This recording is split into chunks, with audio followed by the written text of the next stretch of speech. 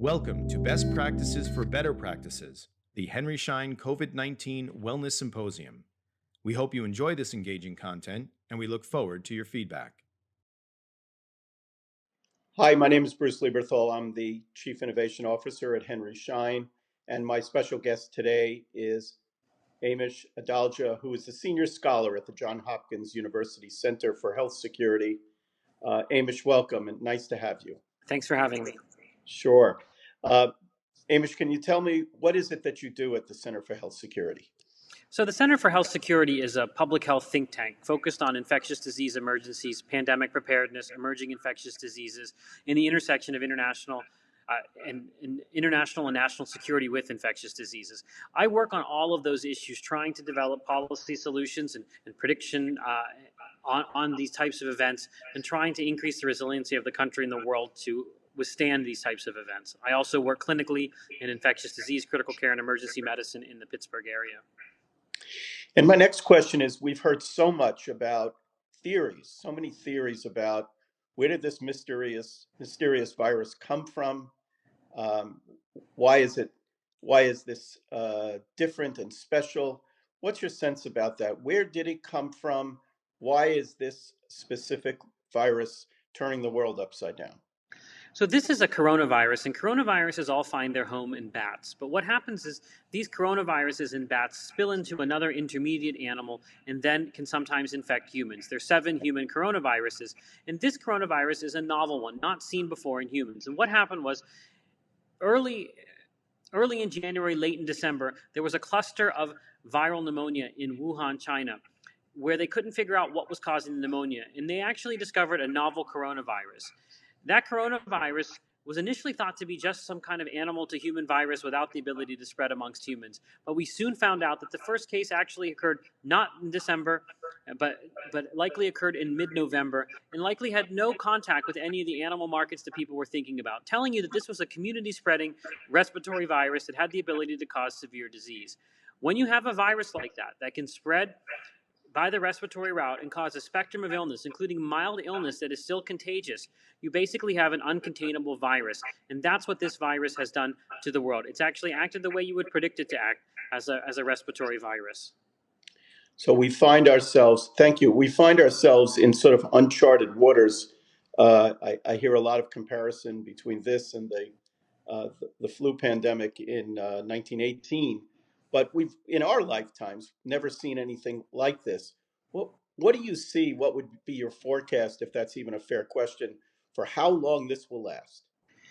This virus is going to be with us until we have a vaccine. It's going to become, like many other coronaviruses, something that is seasonal. And it seems to have an intermediate severity. It's not as severe as SARS or MERS, but the fact is it's very transmissible and there's no population immunity. So I do think we will see this in becoming a seasonal virus, and we may have a little bit of a respite during the summer, but it will be back likely in full force in the fall, and it will continue to do so until we have a vaccine. So I do think we have to really double down on being able to control this virus and being able to cope with it and be able to prepare our hospitals to deal with what will be almost like a second flu season on top of the flu season that we will get. We'll have also a coronavirus season.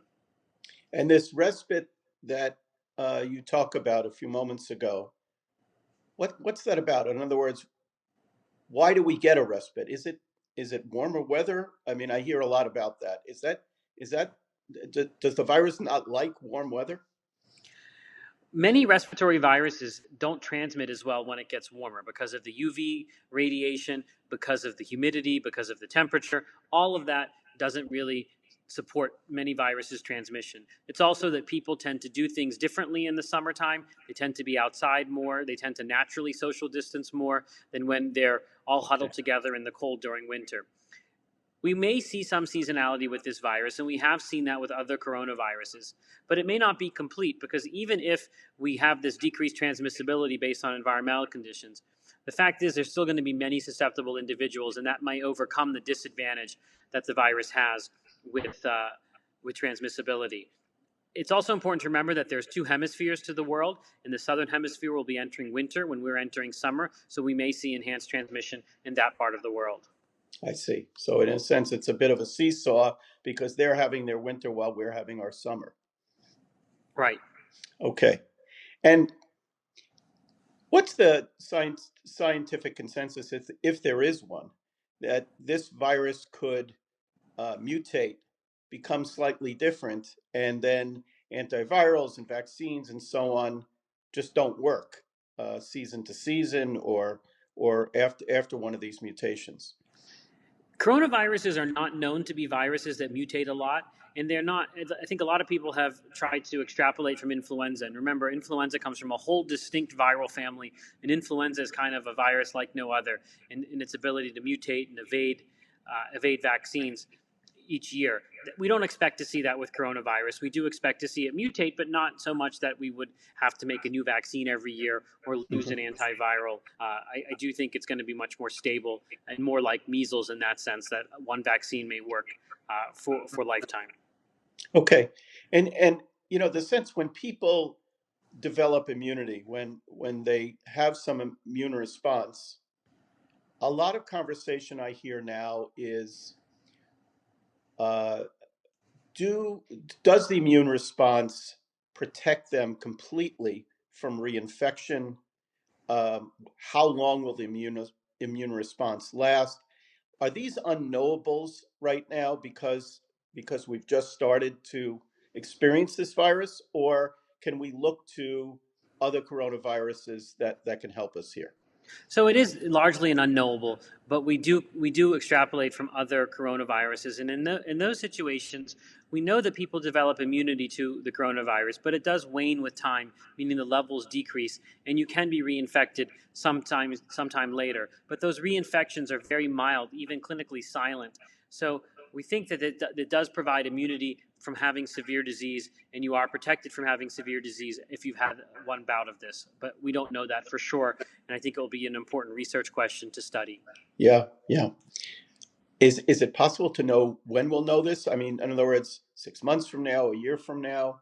Is it just that we have to give this time to find out how do people respond once they've been infected, the infection resolves, and then they're presented with the virus again? It definitely is going to be something that's going to require time just to look at the survivors and see what their life course is after this on re-exposure to the virus. Fascinating. And this makes me think. At some point, we have to get our economy going, get people back to work and back to their lives, and so on. The president has spoken about April 30th, which is, not too long, right? Another 4 weeks from now. I don't know if that's considered, if that's an arbitrary distinction or not. What's your sense about April 30th and us as a country taking down the social distancing and the shelter at home orders and things like that?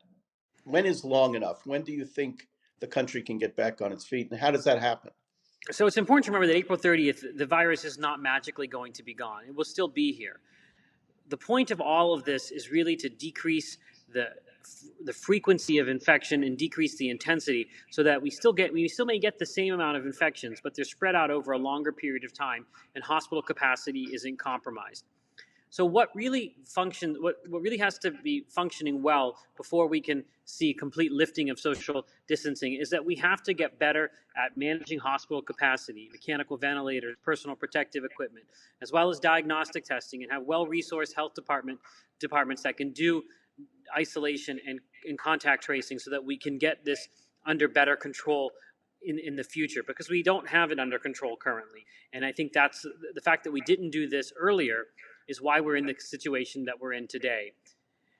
What I think will happen is that you will see gradual lifting of social distancing. Schools may open, certain businesses may open, and there may be modifications with social distancing, meaning that maybe there are limits on how many people can be in a building at one time or in a restaurant at one time. And mass gatherings may be something that's off the table for some time until there's a vaccine. And it will be different from city to city, state to state, depending upon what's going on with transmission and what their local hospital capacity looks like. And you spoke a moment ago, we just didn't do enough soon enough, if I'm properly characterizing your words. What didn't we do enough soon enough? Was it testing? Is it more complicated than that? Testing is the biggest flaw that we've seen in this pandemic response. And when the history of this pandemic is written, the original sin of this pandemic will be testing. From the get-go, the initial CDC guidance for testing was very narrowly construed, only looking at people that have been in China for the last 14 days and who had lower respiratory tract symptoms. So that really made no sense, knowing that this virus had been spreading since at least November in China, and it's a respiratory spread virus that can get anywhere very quickly. So we knew that China wasn't going to be the only place that we were going to find this virus. The other thing is that we knew that there were mild cases as well, and mild cases could be arguably more contagious than severe cases, and they're likely to be the ones spreading this around. And if you're not testing them, those people don't know that they are at risk for infecting other people. So we really ended up with testing failures in terms of the protocol that led to many cases going unnoticed and undiscovered chains of transmission that led us to where we are today in the United States. And the mild cases being, in a sense, more dangerous.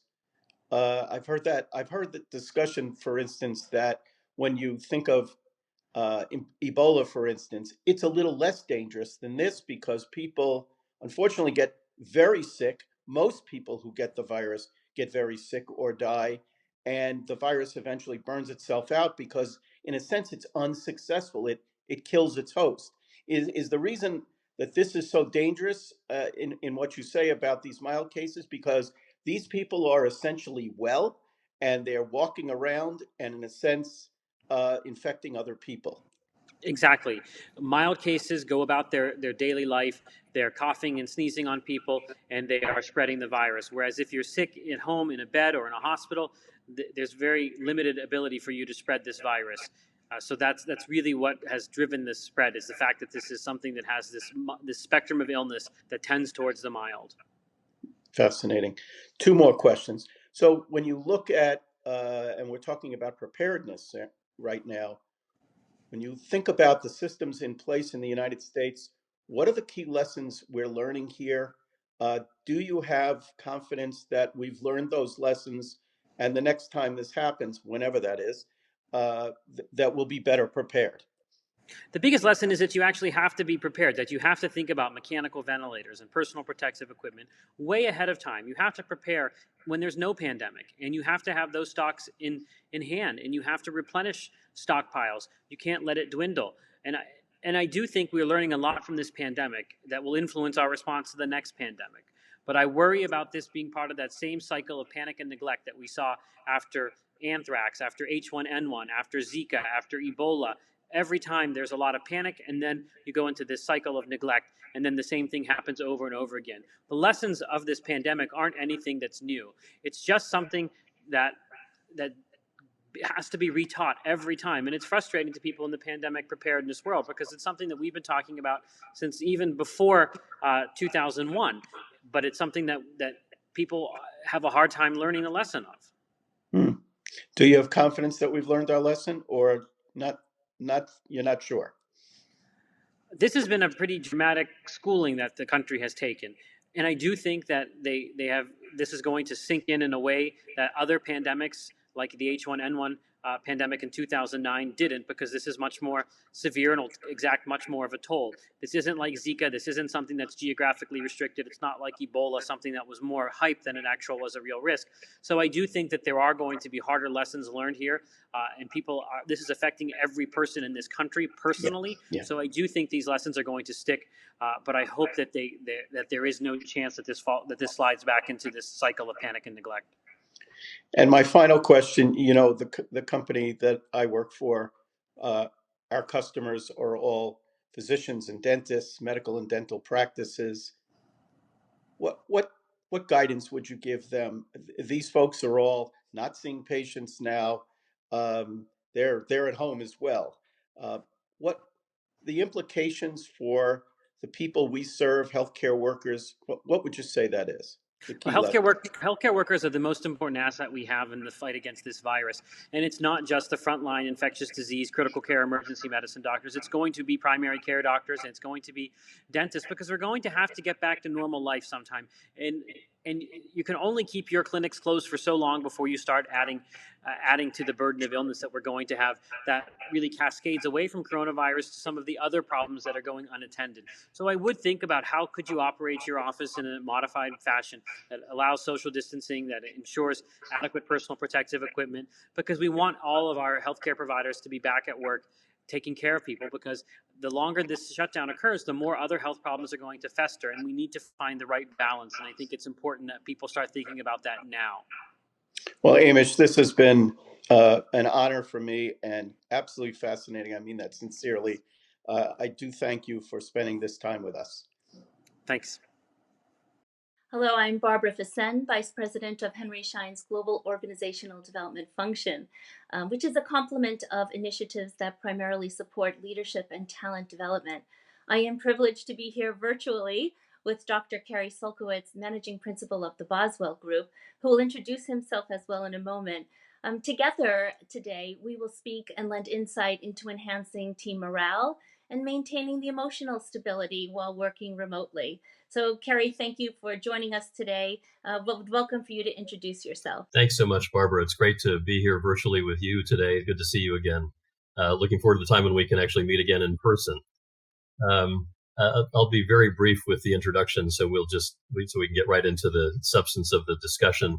In addition to being an advisor to CEOs and boards through the Boswell Group, the consulting firm that I started back in 1998, I'm also a professor of psychiatry at NYU School of Medicine, and I'm president-elect of the American Psychoanalytic Association and a longtime friend of Team Schein.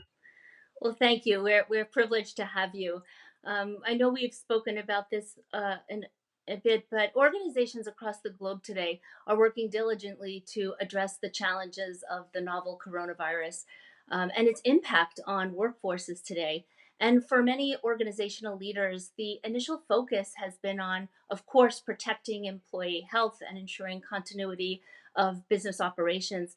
But we're starting to see now a rapidly expanding focus on managing the employee experience and what comes with that, right? It involves supporting remote work, addressing the emotional components that accompany this level of uncertainty in the environment. And unfortunately, at times that can manifest itself in the form of anxiety, stress, which ultimately can have an impact on morale. And so at Henry Schein, some of the things that we're looking at lately and our leaders are trying to do relative to some guiding principles, they're looking at interactions, they're looking at communications that require a new level of intentional effort than ever before. Some of those guiding principles might include leveraging trust as a foundational element of remote work because it is a core component of building relationships. When it comes to communication, promoting more frequent dialogue for feedback and simply to install a sense of belonging. We all see that we're using virtual tools and collaboration platforms to a greater extent than ever before. And we are all trying to manage work-life integration with entire families being at home at once, which is proving to have its own unique challenges. But Dr. Sulkowicz, what are some other ways you might recommend leaders guide and support their teams to minimize the challenges that accompany this new way of working? Sure. Thank you, Barbara. You've touched on a lot in your question, and hopefully we can address all those things in this conversation. Before I get into specific concrete recommendations, and I do have some that I'd like to share, if I can, let me just frame the discussion in a way of thinking about this, at least the way that I've been thinking about this, that's coming up in all the conversations that I've been having with business leaders over the last 3 weeks. I think just to put my suggestions into some context, I have been thinking about the current situation, which is clearly unprecedented for all of us in our lifetimes, and it's an unprecedented situation for business. I've been thinking about it as being not just one, but two pandemics that we're dealing with simultaneously. Obviously, there's the pandemic of the coronavirus, but there's a second pandemic of anxiety. And I think that we need to understand that. That's not just a figure of speech that I'm using. I believe it's real. And the anxiety and the virus kind of fuel each other. People are anxious about the virus and its implications, both from a health perspective and an economic perspective. And I think if people aren't on top of their own anxieties, as well as helping others, and colleagues and loved ones manage theirs, then it can actually contribute to a worsening of the public health situation. So I think these things are urgent for people to understand. And this is nowhere more true than in the healthcare sector. I think it's so important to understand that there's this widespread, what I'm calling a pandemic of anxiety, because without being tuned into one's own anxiety, it can interfere with our ability to think clearly, to perceive reality accurately, and ultimately to make sound decisions, including business decisions related to the kinds of issues, Barbara, that you're raising about how do we keep teams cohesive. And I do want to talk about that. It's also important, by the way, to recognize that another effect of anxiety is that it naturally focuses our mind on the immediate here and now and the short-term future, which is completely understandable. We want to keep business being sustainable, and we want to take care of our immediate needs, including making sure we have enough food in the refrigerator. Those are normal to be taken care of, but I do think it's important for all of us to remember that anxiety does have that effect on our attention, and to more consciously devote more attention to future-oriented thinking, so we can take care of the here and now, but also look a little bit more out into the future. It's so important to do for a couple of reasons, Barbara. One, simply because we do need to start planning for a longer haul here, and even for a future beyond this pandemic, which there will be. And frankly, on an emotional level, it's important to think about the future, because I think that's a source of hope. And so I think we all need to be thinking about that as well. Now, let me try to get into your questions, which are really spot on. And I think we all need to be thinking about this. And I certainly don't claim to have all the answers. I think that clearly most people now are going to be working virtually, but it's very important for us to remember that that's not true of everybody. Again, in the healthcare world, there are a lot of people who are on the front lines of the healthcare situation, or people at Henry Schein, or related to Henry Schein, for instance, who are still in warehouses shipping vital, essential products to those healthcare workers, whether it's physicians or dentists, what have you. So we need to be extremely sensitive culturally within organizations to the fact that there are this sort of split in the workforce. Some people who have I wouldn't call it a luxury exactly, but the ability to work virtually, and then some who don't. And so first and foremost, I think we need to be extremely sensitive to the needs of those who do have to go into work physically, to thank them. We owe them a huge debt of gratitude and admiration for their willingness to do that. And of course, we need to make sure that we're taking care of them from a safety point of view, to make sure that they're working under the right kinds of conditions, so that they too can remain safe and healthy. We need them. Clearly important to emphasize those things. For those workers, many of us who are able to work virtually, that brings with it all kinds of new challenges. I mean, not that we haven't had conference calls virtually before, but now we are forced to do that exclusively, many of us, something that we're not accustomed to. And I think that the psychological implications of that in the workforce for organizations, whether it's for people who are at Henry Schein working inside the company, or for Henry Schein's customers, one of the leadership challenges is, how do we keep teams working well together virtually? How do we keep them cohesive? Because after all, Barbara, what allows teams to work well in general, something that we often take for granted, frankly, is the ability to get together physically at the workplace, and not just in formal business meetings, but just in the ordinary kinds of social interactions that take place every day, and that are really part of the glue that enables a company to maintain its culture, to maintain the social bonds that are really at the heart of trust. And that is so important. So we don't have those usual means for ensuring that those things happen. And we have to then, of course, rely on technologies like the one that you and I are using right now to talk to each other. Fortunately, you and I know each other, so we're not starting afresh here. But I think that just speaks to one example of the kind of challenges that are going on around the world, around the globe right now. So I have some very specific recommendations about how we can use those technologies. I've become a fan overnight, I must tell you. But one of the things I have learned is don't just use these technologies for a formal business meeting, use them for socializing as well.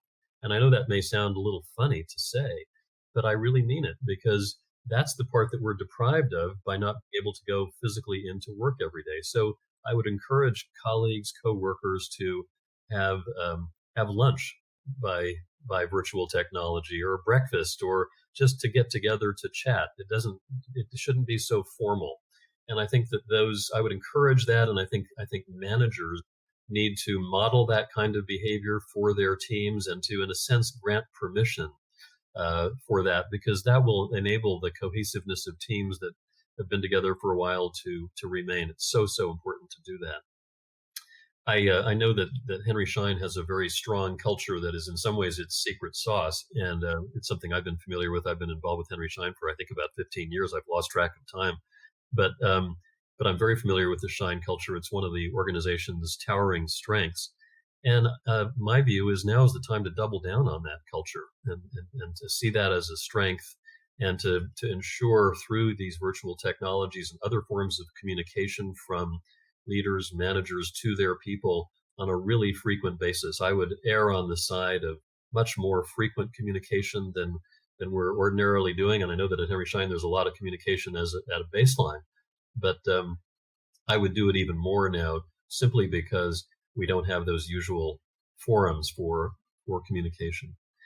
I do have some other thoughts about virtual technology that we can't possibly cover the map of all the different permutations, but clearly with people working virtually, Barbara, everybody's situation at home is going to be a little bit different. You've got workers who are home alone, they're literally by themselves, and I think they're undoubtedly contending with feelings of isolation and loneliness. Those are normal feelings that unfortunately will probably get worse before they get better, because we don't know how long this is going to continue, but I think we're certainly talking about months, not just a few weeks. So managers and coworkers need to be attuned to how people are feeling if they're home alone, working in real isolation. On the other hand, if we've got workers, I'm sure there are lots of workers who are home with young children who the workers want to obviously take care of and be good parents to, help educate them, play with them, normal kinds of parental activities.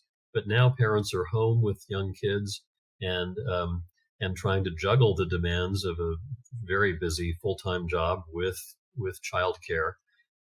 So we need to be sensitive to those challenges, and to be a little bit forgiving, more than a little bit, frankly, forgiving of, if a kid runs across the back of a screen when you're in a meeting, or if the dog barks, I think it is fine. It's just normal. And while I think the expectation for the quality of work, of course, needs to remain high and will remain high, I do think that we need to be a little bit more tolerant. If something takes a tad longer, or if that PowerPoint presentation isn't just quite as perfect as it might have been under ordinary circumstances. So I think what's even more important from a management point of view that I would emphasize, although hopefully all this is practically relevant, is that we need to be sensitive to how people are feeling, and so managers need to be asking their employees not just, did you get that piece of work done, but how are you doing? Just check in on a regular basis, whether it's in a small group setting of a team or one-on-one. I think probably both are really important, and really just to check in on people to see how they're doing. Another permutation, of course, is people who might be living with big adolescents in what starts to feel like a very cramped space, because their adolescents don't have the opportunity to go to school or do things outside with their friends. And there can be interpersonal tensions that arise in the home. So that's another, I think, probably common situation that people are dealing with. Some other suggestions, just in the spirit of trying to be as concrete as possible in terms of making suggestions. One of the questions is to how to manage the anxiety and the different forms that it takes. Hopefully, people are not at the extremes of anxiety, ranging from outright denial of the situation on one hand. That's truly dangerous for the public health. At the other extreme, there's panic and hysteria. That's obviously not adaptive either.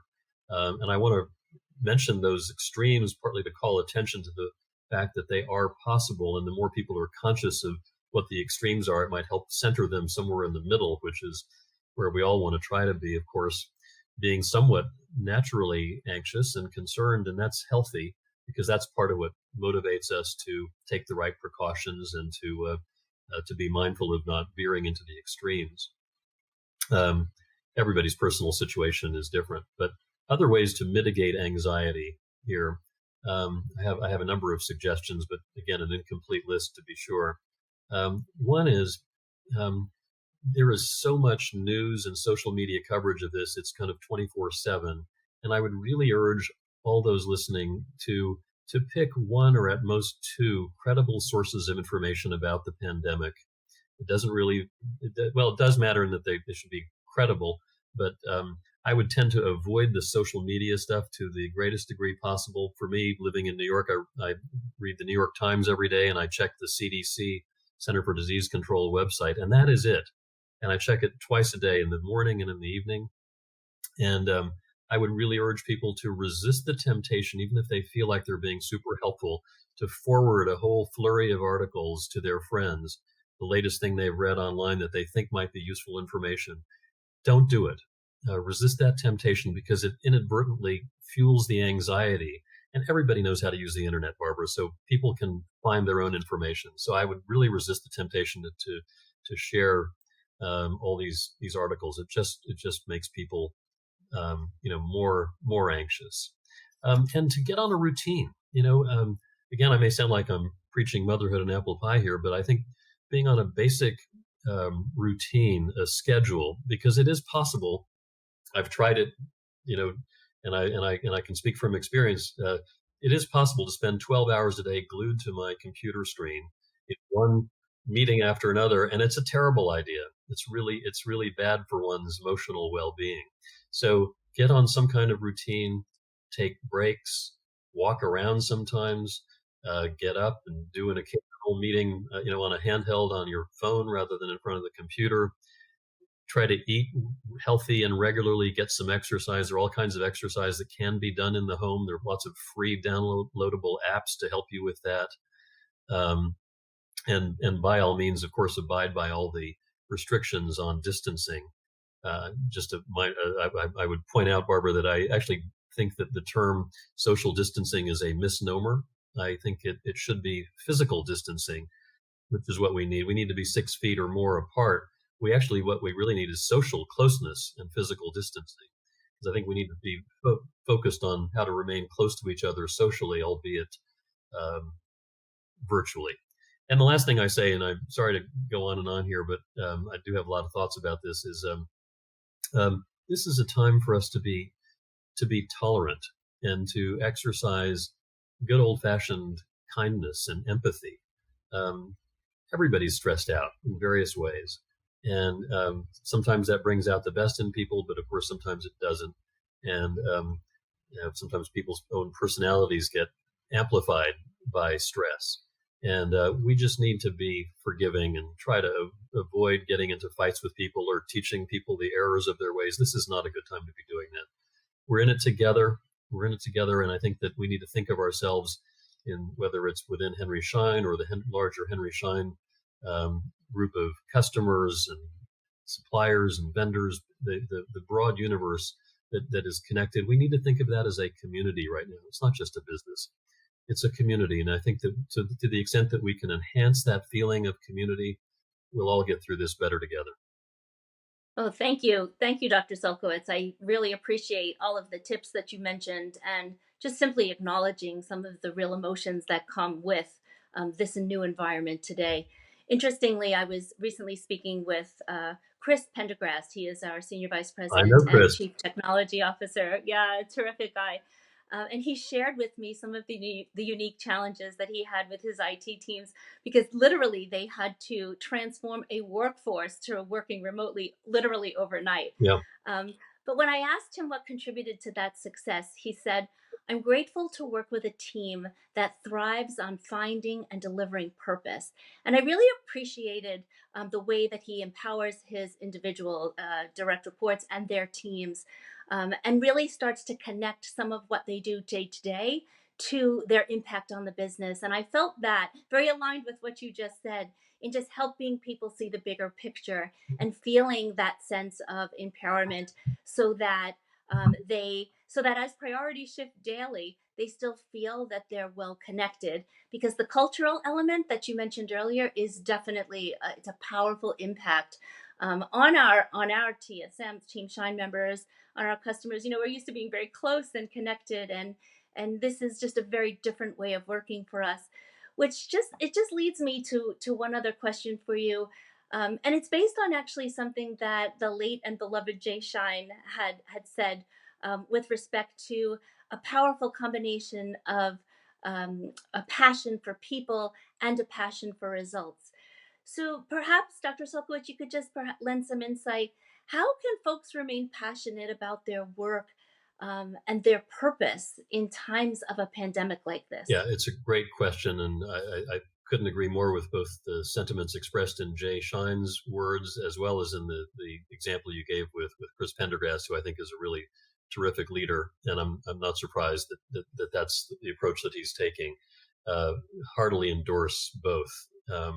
I think that we're lucky, those of us in the broadly defined world of healthcare, and obviously Henry Schein is very much in that world. Henry Schein has always been a mission-driven organization in many ways, and I think that now is a time when that is so important. I think the people who work for Henry Schein, as well as the people who Henry Schein serves, are all in this together. We are doing this for the public good. I think, and it would not be an overstatement to say that this work is related to saving lives and for helping society get through these very difficult times that we're in. And I think it's important for us to remember that. I think people in leadership positions, in particular, should be talking about that frequently. That's what I meant by doubling down on the culture and leading with one's values. This is not a trivial thing. This is really important to be doing that. We are in it together, and these values are what really bind us. What I would even say further is that I think that for some leaders and for some organizations, and I would absolutely put Henry Schein in this category, I think this crisis is the defining moment in our lifetimes, those of us who are connected in one way or another with Henry Schein. It is a defining moment for leaders and for an organization, how we help society get through these extremely difficult times. And I think we do it by keeping the purpose foremost in our minds. That was very well said. I feel the same way. Working for Henry Schein has just given me a sense of pride. I mean, when we really think about it, we are all contributing towards a national solution, and I don't think you can become more proud than feeling that. So I think I thank you for sharing your perspectives today, Dr. Sulkowicz. Really valuable insights, some really great tips that I think will help all of us as we continually make efforts to both adapt at work and at home. So I thank you so much for joining us today and appreciate your insight. Thank you. It's great to be here. It's good to see you. And I am a friend of Henry Schein, and I remain available through this whole period that we're going through. And I'm happy to help any way I can. Well, thank you very much. I'm sure that your insights will be very valuable to those who see this today. So thank you. Thanks. Hi, I'm Natalie Westfall, Vice President, Henry Schein Financial Services. The COVID-19 crisis has had a substantial impact on our medical and dental customers. Many are serving on the front line battling this disease, while many others have had to shut down their practices. We've invited Mark Rosen, partner of Rosen & Associates, who will address the top 3 pressing questions we are hearing from our customers. Mark has been a partner to Henry Schein and our customers for over 15 years. He's the Vice President of the Academy of Dental CPAs and has been participating in webinars across the country to help our customers face this issue. Mark, there are many loans available, but with that comes a lot of questions on how to determine which are best for a practice. Can you share your perspective on what you think of these loans? Yeah, thanks, Natalie.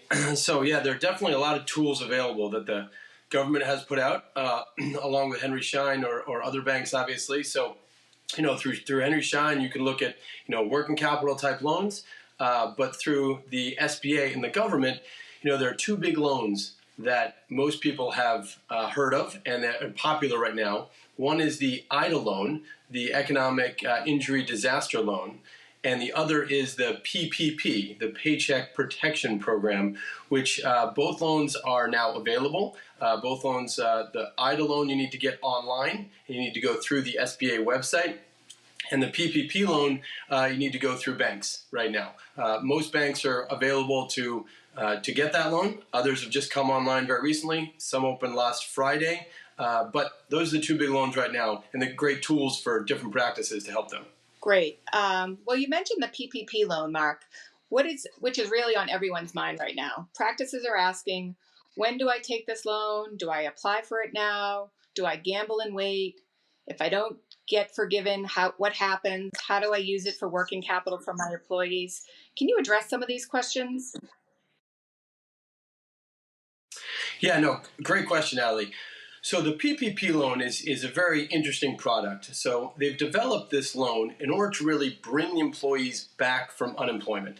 And so it's a little bit of a trick because most employees for a lot of practices have now claimed unemployment. And so when you go to apply for these loans through the banks, we're already finding some banks are allowing you to delay getting the funds, and others are making you take them immediately. And so it's really a gamble and say, will funds be available? There were $349 billion that were allocated towards these loans.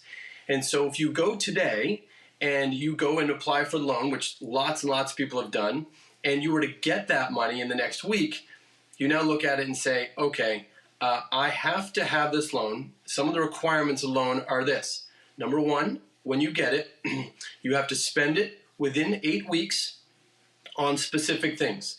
And the things you're allowed to spend it on are payroll costs, employee benefits, rent, and utilities, and also mortgage interest. Okay? So, but in order to get it forgiven, you need to spend it within 8 weeks on those particular things and have at least 75% of your workforce re-employed and paying them on June 30th that you also had on February 15th. So if you hit those benchmarks, you can then get the loan forgiven by the government, which is great. And so most people look and say, well, I don't know when I'm going back to work, so I don't want the money until, end of May or beginning of June. However, some banks are not allowing you to delay it that long. So if you take it now, let's look at what the pros and cons are. The pros are, if you took it now and you're forced to take it now, then you bring your employees back. Maybe you have them do some work. We can go about, think about that, what they can do to help you out. But we pay them at full pay. But then we need to make sure we get by the June 30th deadline with them all reemployed. So hopefully you go back to back to work in the next couple of weeks, and then you're able to get over that hurdle. But what's the worst thing that could happen? Excuse me. If I said to you a couple weeks ago, I will give you a 1% loan for 2 years to help you with payroll costs, you would most likely take it. And so if you took the loan now and chose not to use it during the 8-week period, and therefore it's not forgivable, well, it's still only a 1% loan for 2 years. That's a great loan. You still have to spend it on the particular things, but right now that it's still, it's a great option for you. So if you can get the loan now and you're worried about the funds running out, then you take the money now. If you wait until May and choose to apply then, it's a gamble. You may not be sure whether that money is still available. Even though the government says they may, add money to that, we don't know that for sure. So right now, my advice would be to begin the application process, look at your options, and you need to decide yourself whether, that gamble of potentially getting it forgiven for what you spend in the 8 weeks and hitting the different benchmarks, or again, worst case, you're not able to spend it all in the 8 weeks or get by that June 30th deadline potentially, and therefore you end up with a 2-year 1% loan, which is still a great option. That's true, Mark. We often advise our customers that when they're considering these options, they should be checking with their financial advisors to see what the best option for them is. Next question, Mark. While practices are closed and people are home, what can they be doing to stay fiscally sound? No, great question. I mean, right now everyone is concentrating clearly on the loans and how do we get money. But really, you need to look at when I reopen, which you will reopen. What do I need to do to prepare myself for that? So one thing is definitely going to be, looking at your practice from the inside out. What are your procedures? Now, the way I look at it right now is you want to scrub the bottom of that sofa looking for every penny you can. So in that same sense, go through your accounts receivable. Look at where the insurance companies and those claims that maybe you haven't received yet, make sure those procedures are in place. Hiring an outsourcing company might be a great idea. Why? Because they only get paid if they collect money. So if your staff's on unemployment and you can't have them do any work or very little work, you may want to look into an outsourcing company that, again, can help collect and make sure you're getting those claims properly funded, and therefore they only get paid whether they collect some things. Another thing to look at would be like your employee manual. With all these different changes, you really want to clean up. Hopefully this never happens again, but now these things out of your control, can happen, whether it's the paid sick leave and who's included, whether it's days off, whether it's any of that type of stuff. You want to review that type thing with a lawyer, make sure you're getting the employee manual all set. So really, getting your front desk established, looking at who we're going to bring back, right? When we open again, do I bring my hygienist back immediately? Do I open slowly if I need to? And therefore, maybe I, the doctor, do all the hygiene. So really getting a program in place in order to, what you're going to do on the other side as you come out, hiring people, getting the manual, making sure collections are continuing are a great thing to look at while you're down right now. Thank you, Mark, for your time today. We hope we've answered your questions to help stay financially sound during this difficult time. For more information, please visit our Henry Schein COVID-19 Resource Center or call our financial services hotline. Thank you for your time today. Hi, my name's Andrea Gallimore, and I am the product marketing manager with Henry Schein 1 for our patient relationship management services. And just wanted to thank you guys for joining us today. I'm here with Lois Banta, and she's going to introduce herself in just a moment. And we thank you guys for joining us for our webinar today and look forward to talking to you guys about some important communication tools for communicating with your patients at this time. Lois? Hi, Andrea, and hello, Henry Schein 1. It's always an honor to present with you, Andrea. My name is Lois Banta. I own Banta Consulting, and my specific focus is systems and communication. So the 20 minutes that we have together really want to focus on helping you heal your psyche and figure out how to communicate in the most effective way that's going to help everyone get through these tough times. And the world, the common ground that we have is the world is going through this same crisis, but everybody experiences that crisis on a different level. And I think our goal today is to kind of help our Henry Schein folks get through this with the least amount of interruption and the most positivity and the best hope that we can offer. So to get started, the first thing that I'd like to focus on, and Andrea, I know you have some great things to add to this for our Henry Schein customers, is to stay connected. Now, there's two themes to that staying connected. You want to stay connected with each other, your teams, your doctors, your associates, making sure that you are staying connected so that you can update each other every single week, every day, if you have the opportunity to start planning ahead for when you do come back full force to the office. You want to have some good systems in place and create some good action plans. Additionally, number 2, stay connected with your patients. That's reaching out to them personally through any means possible. And I happen to know that Henry Schein has some really amazing techniques and tools to stay connected with the patients and to stay connected with each other. You wouldn't mind sharing that, Andrea? Exactly, Lois. Thank you. And you guys, this is an important time to be utilizing your communication services. And hopefully you have one in place. And if you don't, there's many offerings through Henry Schein 1 and Henry Schein for communication services like Patient Engage and Demand Force and Lighthouse. So this is a time, like Lois said, is to stay connected with your patients and your staff, your practice. So you want to make sure you are putting out a messaging about your COVID-19 policies. Utilize your campaigns and newsletters within your communication service to send those mass emails out and get that message out to your patients. Utilize two-way texting. If your service doesn't have it, it's something you really need in your service. But your service, if you have two-way texting, it's an opportunity now that if you have your patients that you're seeing for emergency care waiting in their car to come in when you're ready, you can two-way text them and say, hey, we're ready to see you in the practice. Customize out your email templates.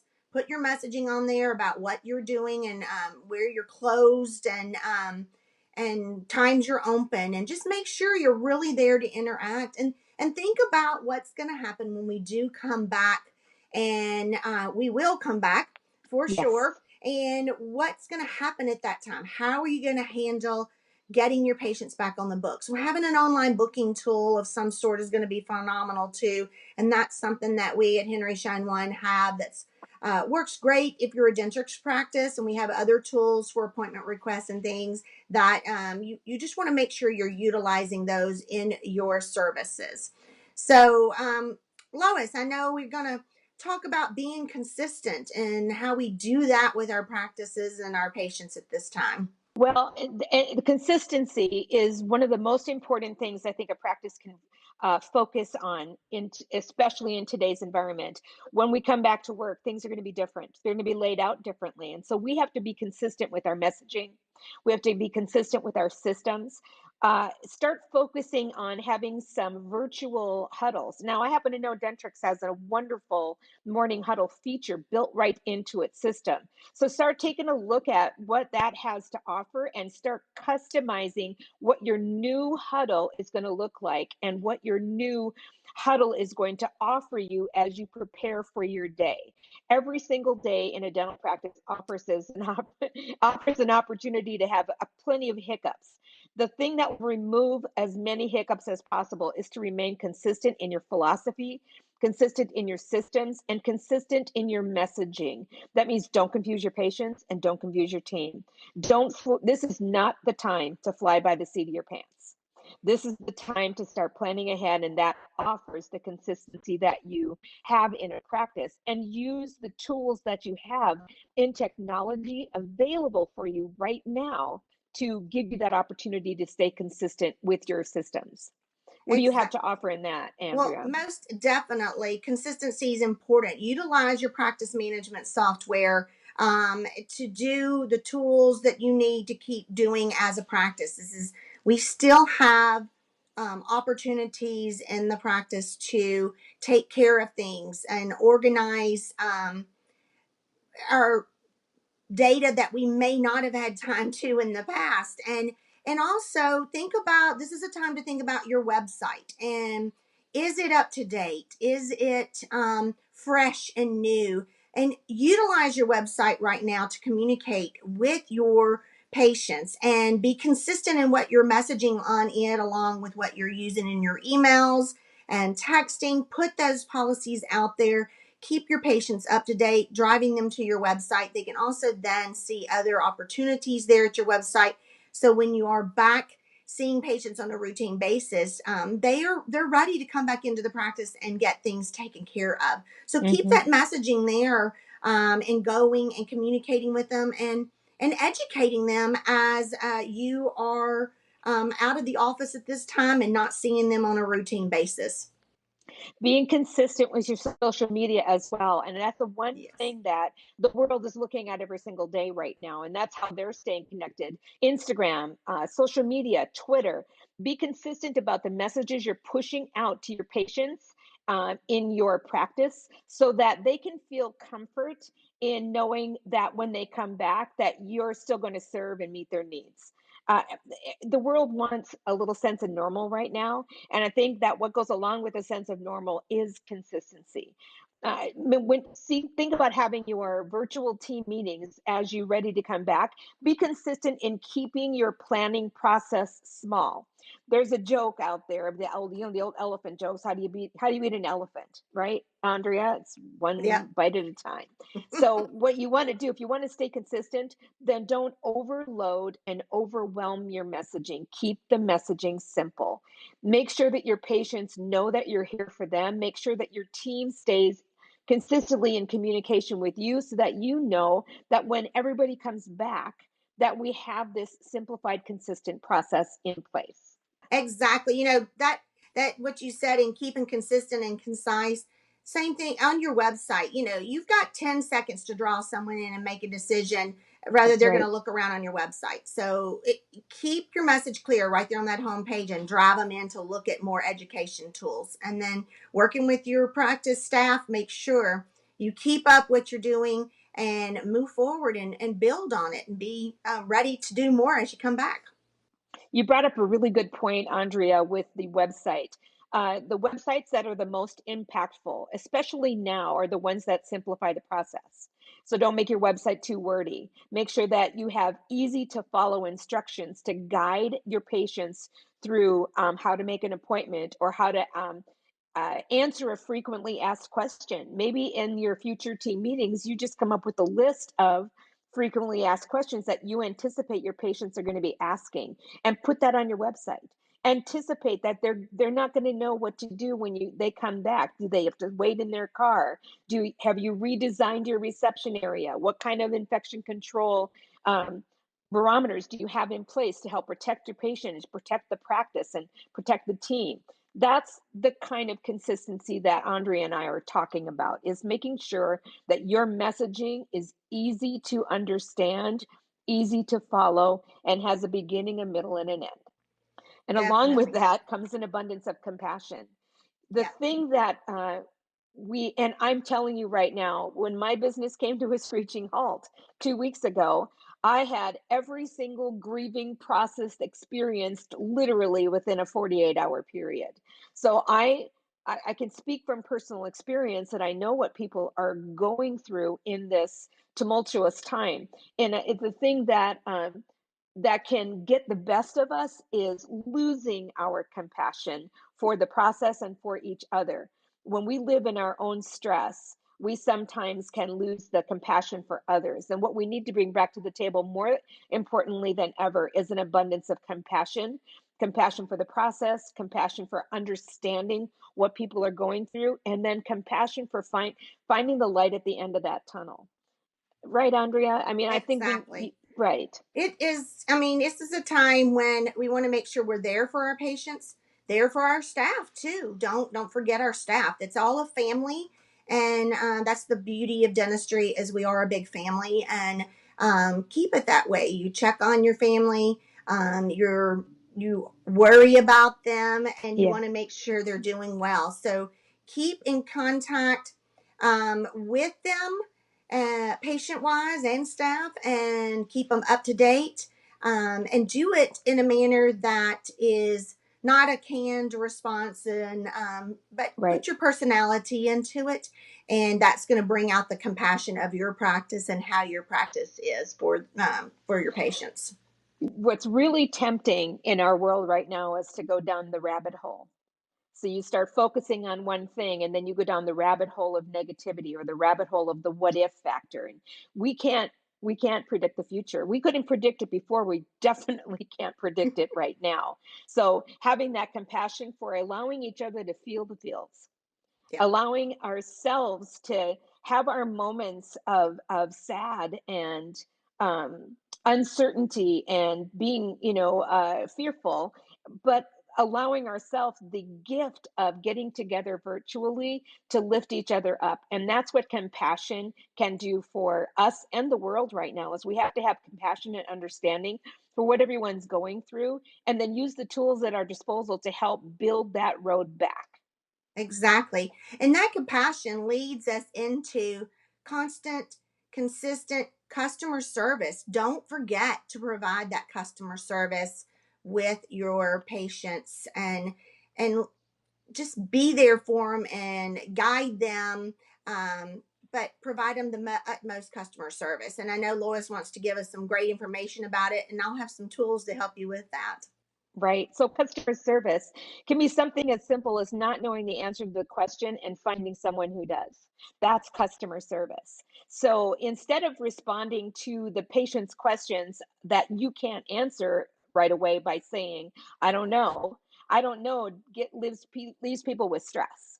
So I always recommend that when someone, a patient, team member asks you a question, I always recommend responding with, that's an excellent question, because no matter what, everybody that has a question, that's important to them. So customer service is allowing the other entity, the other person, whether it's the patient or the team member, to create a sense of wonderment or confusion or frustration, to be able to discuss that, and allowing that customer service atmosphere to let them know that it's okay to ask questions even if you don't know the answer. Customer service is offering support uh, in any realm. When you come back to the office, for instance, customer service might just be um, greeting the patient with a warm, happy, healthy smile. Smiles are contagious, and customer service and smiling at the same time allows everyone to journey in the same direction. Be okay with the unknown, and be more okay with the fact that you might not have the answer, but you can find someone who does.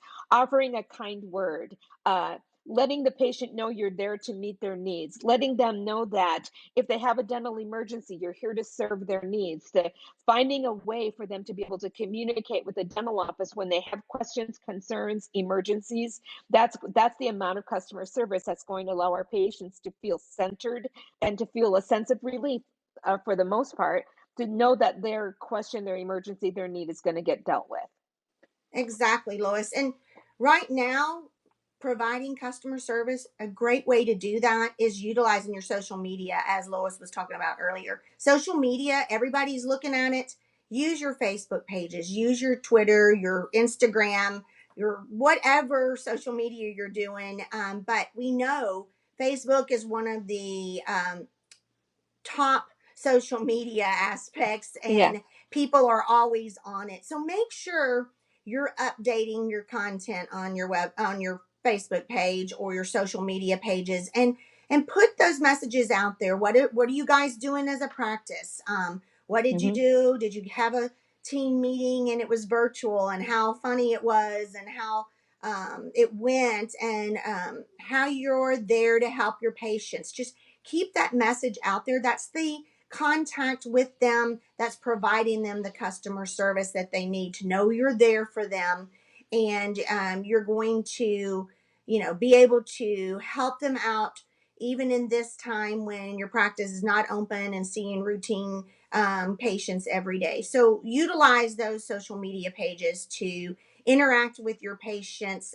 The emails and the websites, to me, are not as personable as social media pages, and people look at that as an extension of their life, and we're always posting what we did with our family, pictures of kids, pictures of our dogs, and whatever we have, we're posting pictures about it. So post pictures during this time, and messaging, and respond to people that are commenting on your post and everything. Make sure you're responding back, and you can take that into when we're back in our practices. It's so much important to interact with your patients and Oh, reply to right. comments, and um, keep interaction with them. It's just great content, and it just helps you in the future to be more seen out there in the internet world and the search world of looking for practices. So just make sure Yeah. you are utilizing those social media aspects and keeping on top of it. So we have some great tips that we will be able to provide to you through a lot of our COVID resource pages. And we just want to make sure, I'm sure as Lois agrees, that you're properly communicating with your patients during this time, and not over communicating, but Right. constantly communicating with them in a manner that is healthy for you and your patients, and keeping them up to date on what is going on with your practice. Yes, and many of our clients are personally reaching out to their patients one by one. Well, so that either a phone call or a text or even an email, just to let them know and update them on what's going on, but to let them know that you're there for them and that you have you intend to come back and open the practice full force. Just to let them know that you're staying connected with them is very, very much putting a patient at ease. So keep focused on that as well. Definitely. Utilize those communication tools, utilize your website, and utilize your social media accounts. And you are going to be taking care of your patients and your staff throughout this time in our lives that none of us expected to happen, but it has, and we're all adapting and we're ready to move forward and be here for each other and help each other out. That's right. Every single step of the way. Every single step of the way. Exactly. So we want to thank you guys for being here with Lois and I today. Again, my name's Andrea Gallimore, and I'm one of the product marketing managers for Henry Schein 1. And Lois, I'll let you finish out for us. And I'm Lois Banta with Banta Consulting, and feel free to reach out to me anytime at lois@bantaconsulting.com. I am here to answer your questions. No other reason than to keep you informed. Thanks so much for the opportunity, Andrea and Henry Schein 1. It's an absolute honor to be able to do this with you, especially Andrea, because you're my buddy. Thanks. It's great to work with you too during this time, Lois. Have a great day. You too. Thanks. Good morning, good afternoon, good evening, depending on when you're actually listening to this. I am Michael Casamassa, and I am your host for today. And this is part of the Best Practices series that Henry Schein is putting on to help those practices really develop better practices. Today, we're focusing on telehealth services, and specifically, we're going to be talking about using clinical decision support to improve diagnostic accuracy in a post-COVID-19 world. Just to set the stage here with everyone, with the COVID-19 pandemic, we're seeing a rapid shift in the way that care is being delivered in the United States, and really every healthcare entity, and that's inclusive of individual practices all the way up to healthcare systems, will have to reevaluate how they interact with their patients. So we're going to have a good, frank discussion with a really impressive CEO and founder of a clinical decision support company who I will introduce here in a second. Before doing so, I want to give you my introduction. I am Michael Casamassa, and my title is Vice President of Solutions and Planning for Henry Schein Medical. I have responsibility for building out a highly relevant portfolio of solutions that are built around clinical, financial, and operational challenges to ultimately drive better patient outcomes, higher profitability, and greater efficiencies within the businesses that we serve. And through my work, I've been fortunate to come across many unique, situated, progressive, and highly disruptive and relevant businesses like the one my guest founded, Papier. And Art is a clinician who also happens to be a visionary technologist and has built a best-of-class clinical decision support platform. So first off, Art, I want to thank you for joining us and sharing your insights. If you don't mind, could you do a quick introduction along with a little bit of your history?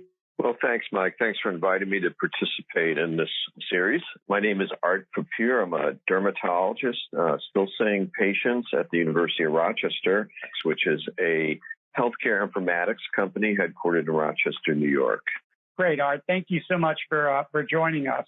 Before we jump into some questions, I just want to mention a couple of things which sort of serve as background and context. Certainly, if we examine what has just happened in the past couple of months, essentially the world has changed as we know it.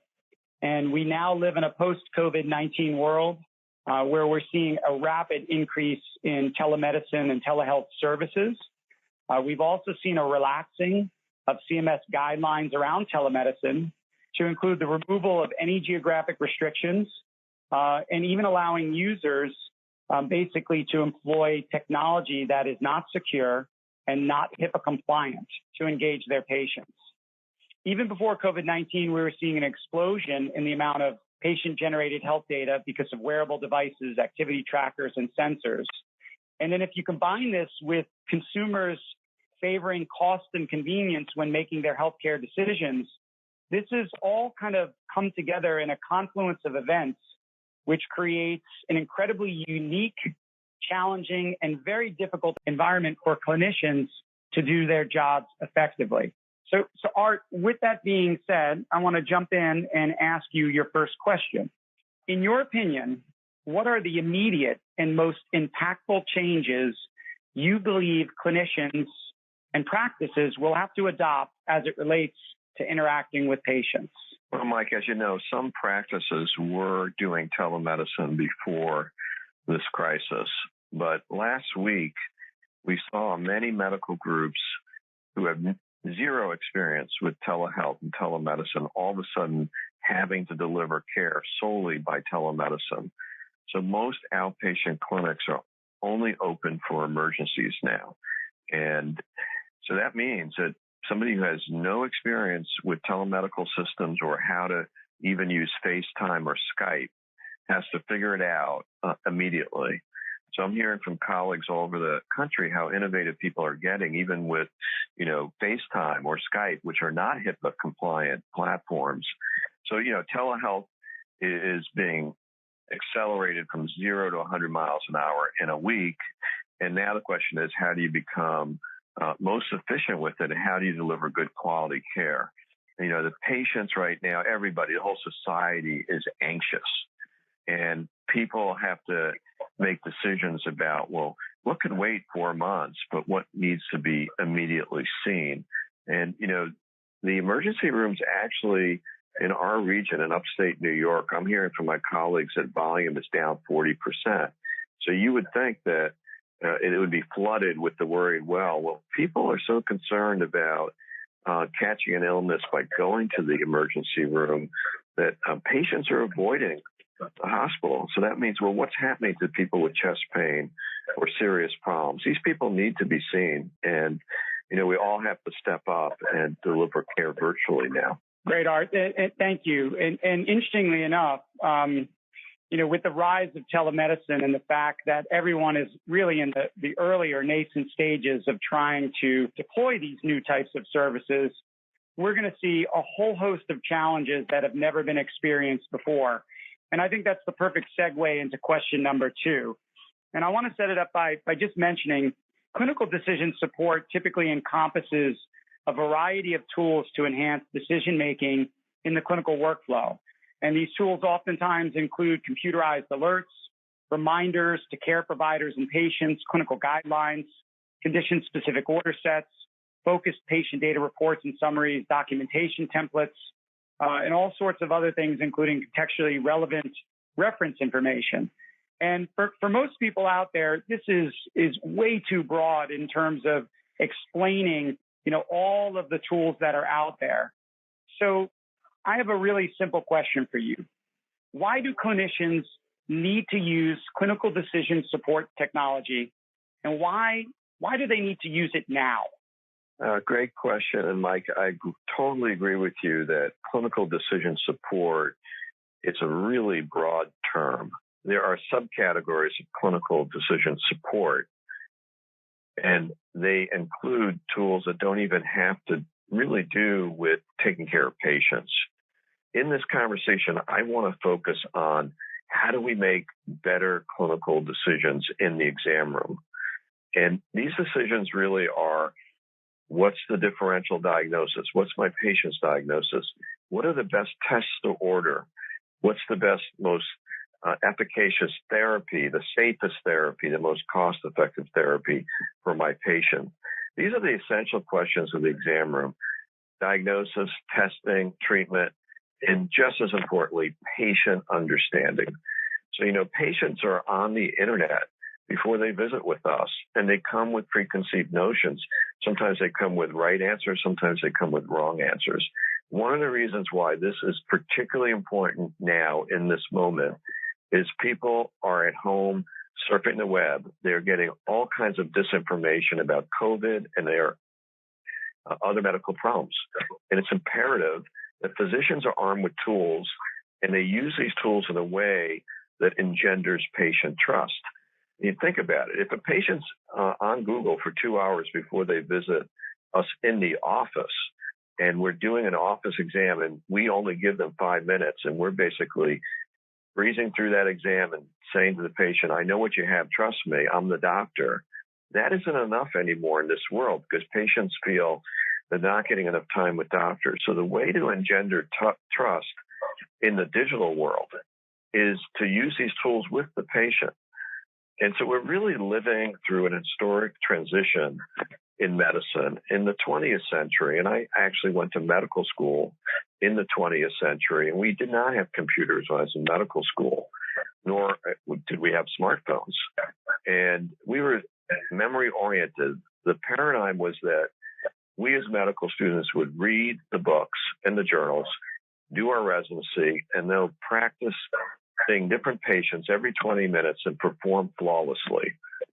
And patients know that it's impossible for anyone to memorize it all. And doctors are beginning to acknowledge that too. So our younger physicians are all using their smartphones now. And we used to have scraps of paper and manuals stuck in our white coat, but now we have residents and young physicians that are having smartphones in their pocket and they're doing assisted decisions.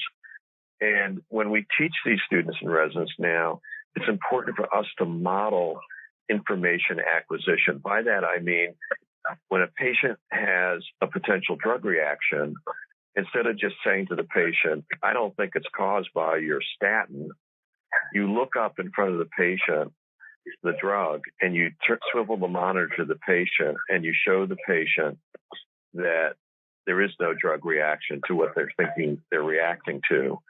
And then the patient's reassured that you looked it up. And you're doing that with the resident, and the resident is seeing you do that. And the resident is watching that cue from the patient that it worked. The patient really liked me looking this information up, and I couldn't memorize it.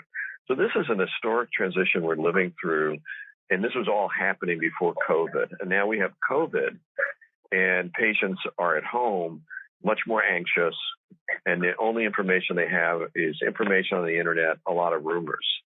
So if you have a telemedical interaction with a patient today and you're able to reflect back onto the screen, or you're able to say to the patient, I'm looking it up in our professional database, the patient gets reassurance that you're really spending the right time with them and you're educating them as you go. Interestingly enough, Art, I always think about the fact that it's COVID-19 right now. However, in the past, we've seen things like Ebola and SARS and H1N1 and even Zika. And in the future, it's going to be some other infectious disease that comes up that everyone is going to have to learn incredibly fast. And you're really going to have to leverage technology to make sure that the diagnosis is correct and you don't complicate issues for the patient, which really brings me to the next question that I have for you. Outside of what's going on right now, diagnostic errors are a major, major problem. And the magnitude of the problem is absolutely enormous. So I'd love for you to speak to that. But I'd also like you to then maybe speculate on what some of the problems are going to be in our near future. And have you heard of any unique cases that have occurred, possibly driven by the increased pressure to diagnose respiratory illness in the era of COVID-19? Great question. So, Mike, in this area of diagnostic errors has come to the fore since the 2015 National Academy of Sciences report called Improving Diagnosis in Healthcare. And that report basically said every American will likely personally experience a diagnostic error in their lifetime. And that includes you and me and physicians who go to see their peers and something's missed. And so there's a focus now on really the churn in healthcare in the sense that there's a high volume of visits. There's over 1 billion visits in the U.S. on the outpatient side a year, on average 3 per American. And the evidence is that 10 or 15% of those visits have diagnostic errors. And, we don't have feedback loops. And these are all problems that existed before COVID. And it's related to the human brain. The human brain can only hold so much information. And it worked fine in medicine 50, 70 years ago when we didn't know much. But now there's so much data in medicine that the human brain just can't hold all the knowledge. And at the same time, the human brain can lay vulnerable to cognitive mistakes and cognitive biases. So framing this in terms of COVID, there is a whole field of clinical decision-making and cognitive biases. And one can think about things like premature closure or anchoring. These are biases that many medical students now learn about. Another one is called the availability bias. And availability bias is, what's really you're hearing a lot of is in the fore and in the forefront, and that would be COVID. So I heard a story from a colleague here, a patient that came into the emergency room. And the patient was a middle-aged male who came in and basically said to the emergency physician, I'm having fluttering in my chest, palpitations. And I felt like I was going to pass out. And it began while I was walking to my car after work. And then he said that he had 10 days of worsening shortness of breath, congestion, and general malaise. And that he had gone to an urgent care center and had a negative flu swab 4 days before appearing in the emergency room. And this is just last week. And he told the physician that his wife had upper respiratory symptoms, which began at the same time he did. So my colleague was really thinking this is likely COVID. And he went down that street. He was just about to send the patient home. And in conversation with another colleague, he got triggered to think, well, wait a second, I got to rethink this. And it ended up that the patient had a pulmonary embolus. And so you can see how something that's always in the news and always in our brains like COVID is going to have us jump to COVID. And because we don't have widespread available testing, clinical diagnosis becomes that much more important.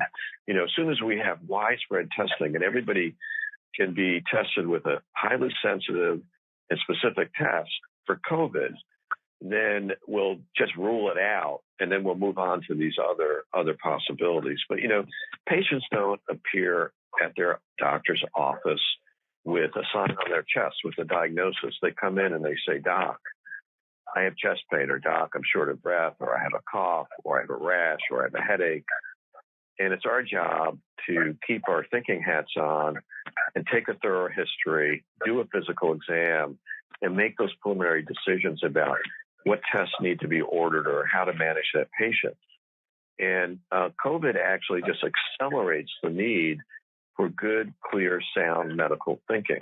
It hasn't changed it at all. So the role of decision support is that we can't memorize it all. And though, a patient with fever and a cough today, everybody's thinking about COVID, right? So there's still the same base rate of disease of all the other diseases out there.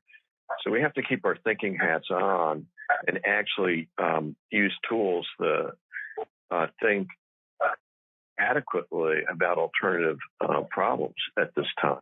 It's pretty incredible when you start looking at, when you really start looking at some of the bias that can come in and how that can ultimately impact patient outcome, and also how technology can be used to potentially solve that. It's really amazing that the healthcare industry hasn't adopted this much faster. And I do believe consumers, especially in the future, because we're already seeing this sort of move in this direction, consumers will eventually ask, do you use technology to aid decision making? Will there be some sort of indication that clinicians will start posting on their websites, or will they have some sort of sticker or something like that that goes into their window to reassure patients that in fact they're doing everything possible to come up with the most accurate diagnosis up front? And I think you're going to see that there's going to be a demand for that, and I think you're going to see a rapid progression towards that. We don't have a framework in place yet, both for patients and physicians. And I think that might be a change that you see soon in healthcare. We don't really have any great standards or systems for thinking for the patient, thinking for the doctor. 40, 50 years ago, the SOAP note format was developed. And now, 50 years later, I think we have to start thinking about what is that kind of format translated to the digital world? How do patients have reliable tools and not these ad hoc Google searches? And how do physicians likewise have a process for evaluating a patient that becomes highly reliable? There's been a lot of discussion about the importance of checklists. Pilots use checklists, and then the book, The Checklist Manifesto, came out to talk about the importance of checklists in the OR.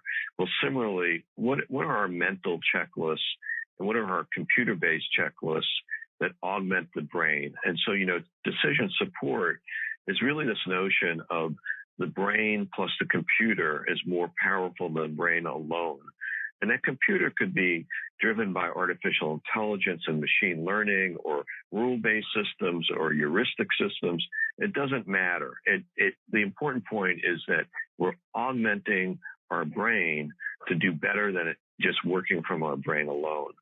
And, one of the problems we have is that we haven't formalized what that computer-based technology is. And there's tremendous hype right now about AI, that AI is going to solve every problem in healthcare. And there are tremendous advances with AI in terms of machine learning of imagery that are incredibly helpful, but it's not a panacea to avoiding cognitive mistakes by the human brain.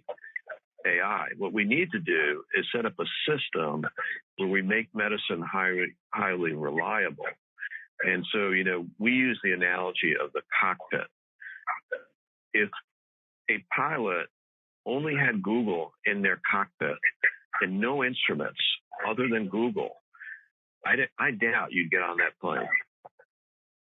Right? But that's the cockpit of medicine right now. A lot of doctors just use Google, or they just look up what they think the patient has.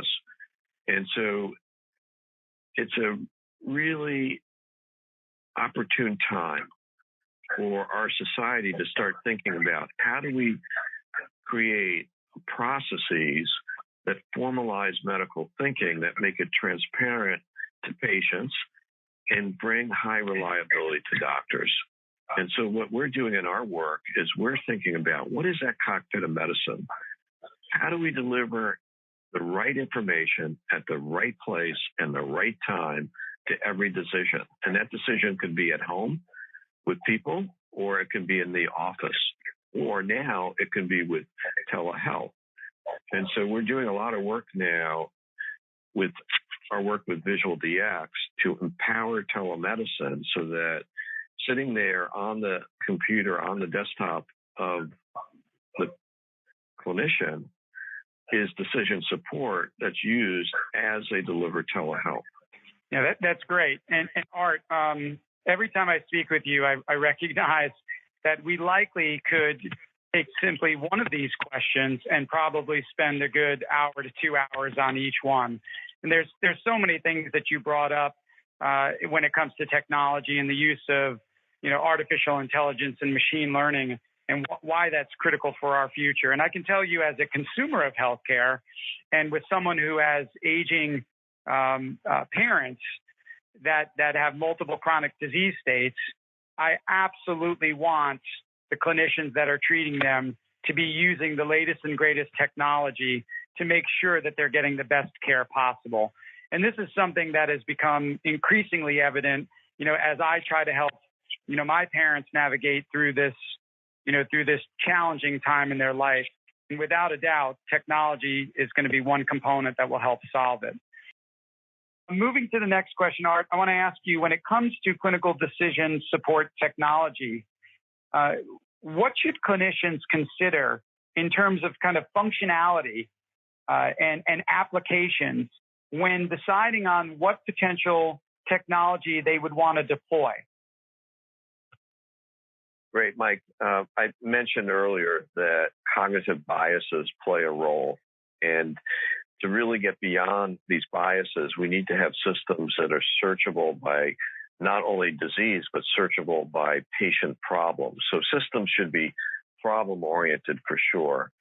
And then once you have this ability to search by your patient's symptoms and medications and their physical exam and their labs, and the clinical decision support is working on that type of data, the output shouldn't just be a list of words. We are visual animals, humans. We like patterns. We work well with analyzing patterns. So the decision support should represent data graphically and with pictures when appropriate. So that's key. And then the user must be able to use this in concert with the patient. Patients really don't understand these long Latin words that we throw at them. And by the time they hit the parking lot, 80% of what you said is forgotten.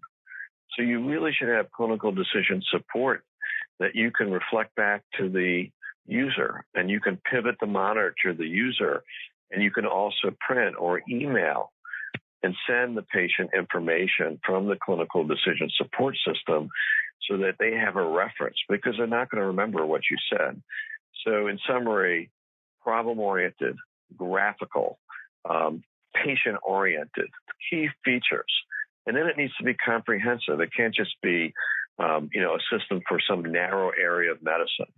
I think that what we're seeing in medicine is this trend from the specialty focus of knowledge to more of a total universal view of medical knowledge.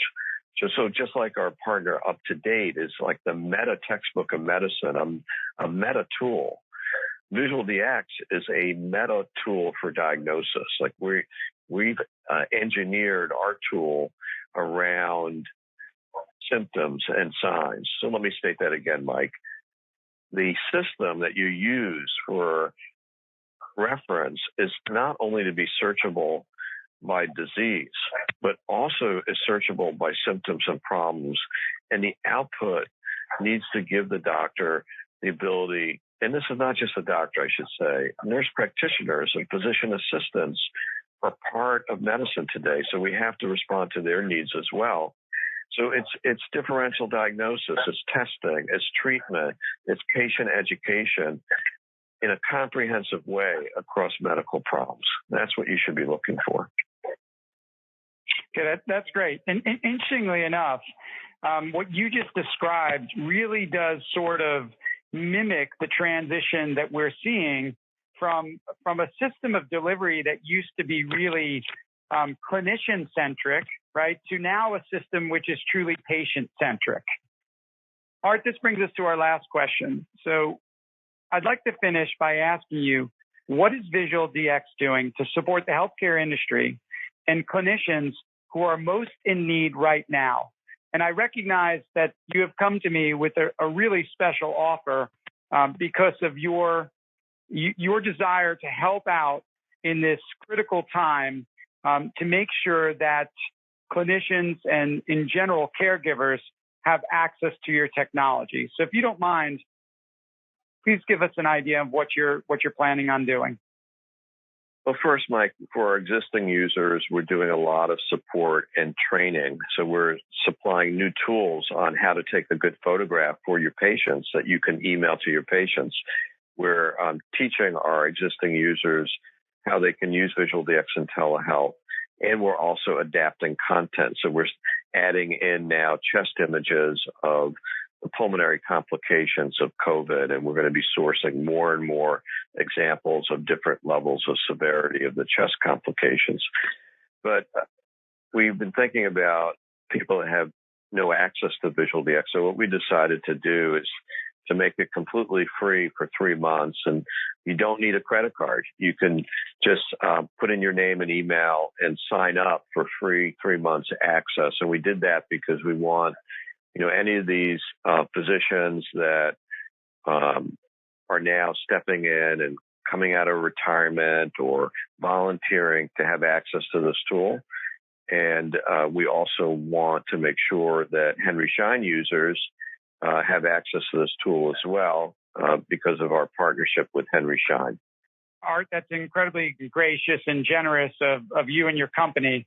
And with that being said, I just want to thank you for sharing your time, certainly your insights on our current situation, and specifically addressing how practices can employ clinical decision support to improve diagnostic accuracy, educate their patients, select gold standard treatment protocols, and potentially improve their value-based care payments. And I also want to thank you and your company for making that offer to all the clinicians that are out there. I want to finish by urging any practice, clinician, healthcare provider to follow the links that we are going to provide that will take you to a landing page so that you can get an electronic key to unlock 3 free months of clinical decision support courtesy of VisualDx. And with that being said, Art, thank you once again. And for those people out there on the front lines, thank you for all you do. And we look forward to serving you in every capacity that we can here at Henry Schein. Thank you very much. Hi, my name is Scott Jackson. I'm the Senior Director of the Ambulatory Surgery Center business at Henry Schein Medical. With me are Gayle Evans and Sandra Sommerman, who I'll introduce here in just a moment.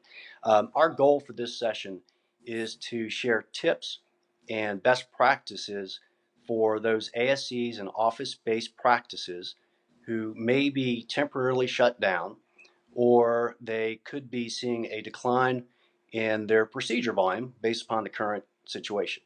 Now, the good news is, at some point in the near future, the doors are going to open again, and the floodgates are going to reopen for those elective procedures that have been pent up over the past few weeks and over the past month. So the question for today is, what do you do with your downtime to ensure that your downtime doesn't become lost time? And to help answer that question are two industry experts, Gayle Evans and Sandra Sommerman from Continuum Healthcare Consultants. Gayle, Sandra, thanks for joining us. Thanks, Scott. Sure, this is great. So Sandra and I have kind of come up with some pearls as we think about and work with our clients here at Continuum in preparing them to reopen. So I'm going to let Sandra kind of start with the first one, and we'll just kind of go down a list that we've kind of thought about. Well, the first thing that came to my mind for our clients when we started talking about what was about to happen was the emergency preparedness plan. And just a little bit of a history for Medicare surgery centers, anybody who takes care of Medicare patients. There are conditions for coverage that everybody has to abide by. And those conditions have been in place for years and years and years. And the emergency preparedness plan was part of that. But in recent years, end of 2017, a lot of things had happened across the country, and they felt it necessary to expand what exactly that plan needed to contain. And so they took it out of the regular conditions for coverage and made it an Appendix Z. So for those in the ASC part of things, that has become very familiar, Appendix Z. What exactly does that mean? And hopefully all of the centers already have that emergency preparedness plan in place. There are 44 taglines is how they broke it out. And most of those 44 apply to surgery centers. And it's just a step-by-step walking through what is your plan, how are you going to implement it, how have you created your policies and procedures to reflect that, how do you train your employees, how do you get in touch with your community healthcare leaders when an emergency comes about, and just kind of goes from there. And it's a step by step. So we feel like even though this plan really should have been in place for a very long time, and these e-tags in place specifically since the end of 2017, this is a great time to go back and stop and think, and do you really have them in place? If you do, read back through there and see, does it make sense now that we truly have a pandemic that falls under this emergency preparedness? Does your plan make sense? Is it usable? Does everybody understand it? Have you missed any of the steps with it? And in most surgery centers, they're so busy and everything is so planned out and scheduled. You don't really have a lot of time to do the things that you think, well, we might not ever really have to look at this or put this into place. Now is a great time to do that and see, does it really apply? Well, and I think evaluating each step as we go too. We've always planned for the hurricane that maybe didn't come or the inclement weather that didn't come, but this is a reality. So we feel like that this is just a very important piece of it. The next piece is looking at what needs to be done or will need to be done in your facility once it reopens. When we reopen, it's probably going to look like the end of the year. With the volume that we know will be prioritized in some fashion. So we've got to begin today, beginning to look at what that's going to look like. What are our supplies going to look like? What is our medication inventory looking like? What are the shortages? Sandra mentioned this morning, what about outdates?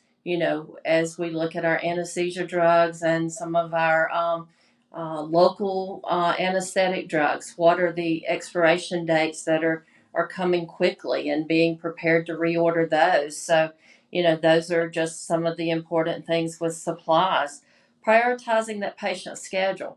Who is going to get the first procedure? Is our block schedule going out the window? How are we going to prioritize which patient is the most important to have procedures done at the very beginning? Also, what are our staffing needs as it relates to that? Do we need to look at tiered staffing, going in and getting the facility ready to start, and then, increasing our staffing based on our volume, based on the type of procedures and that sort of thing that we might be considering as we open the staff? What is our requirements for our screening and our families or our guests or our visitors as we reopen? We know that there's probably going to be a time that we're still going to have to do an assessment like a temperature or some sort of assessment related to illness. So what does that look like? Likewise, what does it look like as it relates to our patients having had pre-screening for surgery, lab work, cardiac clearances, that sort of thing, history and physicals? Are we going to have to do those all over again?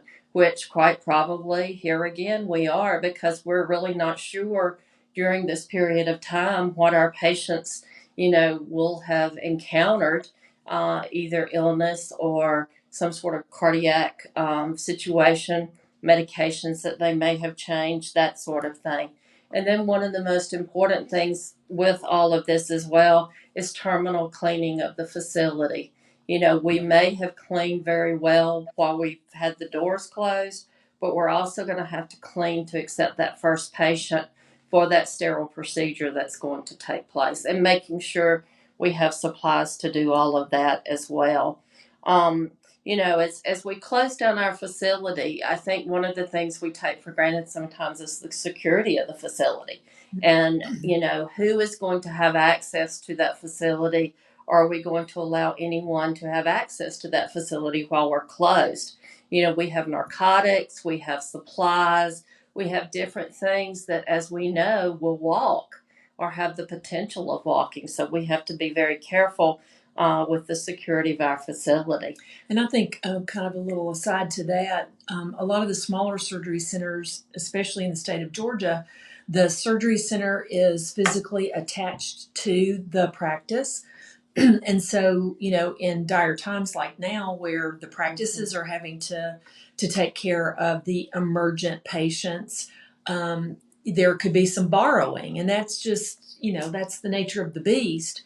So you want to be sure that you know who's coming and going, and also that you know what your supplies are, and don't just expect it to be what it was when you left, Right, if it's a week or two right. or longer. As we all say in healthcare, don't assume anything. So I think that's very, very important to be able to do that. As we have some downtime, look at the maintenance that needs to be done with your facility. You know, is there a nice coat of paint that needs to go somewhere, or is there equipment that needs to have preventive maintenance? You know, what are some things that we have been putting on the back burner because we have been busy at the first of the year, or that we have had other things going on that haven't necessarily taken precedence in our facility. Now is a great time to be able to do that as well. So, and we had talked about staff education, Sandra. You want to kind of mention a couple of things with that? Well, for surgery centers, you know, there are the requirements for certain drills to be done yearly. Some of them have to be done quarterly. There are in-services that need to be done for employees. And we would like to think that we always stay on top of that and everything gets done on schedule, but sometimes that doesn't happen. So for those centers where the employee staff numbers are low enough that they're not following whatever their local restrictions are right now, take this time to do some of those drills. Do some of your in-services and make sure those are up to date. The other thing that this reminds me of, and we preach to our centers all the time, is yes, this time for the emergency things, rules and regulations don't completely apply like they would normally, but as soon as this is over and business is back to normal, then centers that have upcoming surveys, Medicare surveys, or their accreditation surveys, they are then at that point going to be held to the same standards that they've always been held to. So don't feel like, there's going to be, yes, there's a grace period right now because we're in the midst of it, but don't assume that's going to happen down the road. We need to be, up to date with everything that's required. Mm-hmm. Well, and I think too, some of the surveys have even indicated that they're going to really scrutinize the implementation of the emergency preparedness plan, the infection control aspects of the survey. I think we're going to see a heightened awareness by surveyors of some of the pieces that have been involved with the COVID-19 and some of the issues there. I kind of took the N95 respirator mask for granted as, a consultant. Well, obviously now we really do need that education and that training on something as simple as the N95. So those are very important. And I think that goes along, Sandra, with also we preach about policies and procedures and the accuracy of your policies and procedures to our surgery centers as we're working with them. And we talk about not having a great deal of detail in a policy or a procedure, but we want to make sure that it's thorough and that we have authority in there to execute processes in our centers as we look at what needs to be done. So what would you say to that? Absolutely. So, and just kind of, a lot of the policies sometimes will be very shallow or maybe haven't been updated since the last survey. Now is a really good time, especially if you're having individuals that you're paying while they're off or while the center is closed. I think that's something that we really need to take into consideration as well. If you have online learning for your employees, the online learning tools are great. If they're at home, and here again, if you're paying them or have a structure, set the expectation that the online learning occur while they're off as well. And be very specific with that expectation. And do not let that expectation slide one way or the other, because there's great tools out there to be able to do the learning online as well. I think one of the last things that, as I think about it, is the deep cleaning. And I had mentioned this earlier about having to terminally clean as you open. but there's equipment such as your sterilizers and your washers that have to have specific deep cleaning, and you have to have hours of downtime for them to be able to do the cleaning. Now is a good time to either have your contracted individuals come in and do those cleanings, or your staff, whomever's responsible for that.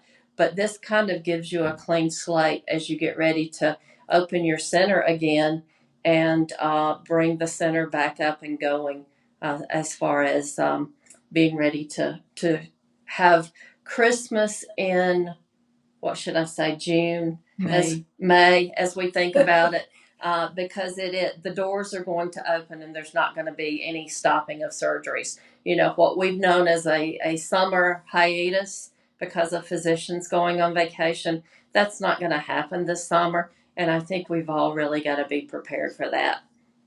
So. And Gayle and Sandra, to that point, and by the way, all great points. One tip that you brought up, which might be the most challenging, which is how to prioritize the patient caseload as the center reopens, because surgeons and physicians are going to want to get as many of those elective cases back into the queue. Any tips on how to manage that prioritization? Well, I think what has to be done is the clinical director has to meet with the anesthesia director and the medical director. And I think it becomes a collaborative effort among the three of them, and that a precedent is set in place or a protocol is set in place as to how to select those patients. A good example that I can give you is my nephew was supposed to have surgery yesterday on his back. They canceled it. You know, if he has numbness in his leg, then, you know, those patients are going to be delayed, which creates more nerve damage. And so you're going to look at priorities as it relates to that sort of patient as you plan. Great. And what has to be kept in mind is you're doing the planning, and this is the nurse manager that pretty much oversees this part of things. Is just the scheduling timing.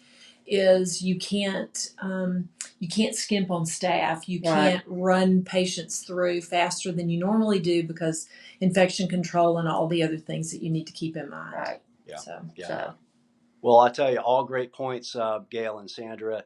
We really appreciate your time and your expertise, and hopefully the listeners took a few of these tips and they can put them to good use. But thanks again. We appreciate your time and your energy. Thank you so much. Our pleasure. Thank you. Thank you. Thank you for joining us for Best Practices for Better Practices, the Henry Schein COVID-19 Wellness Symposium. For more information about managing through COVID-19, please visit the Henry Schein Coronavirus Resource Center at www.henryschein.com.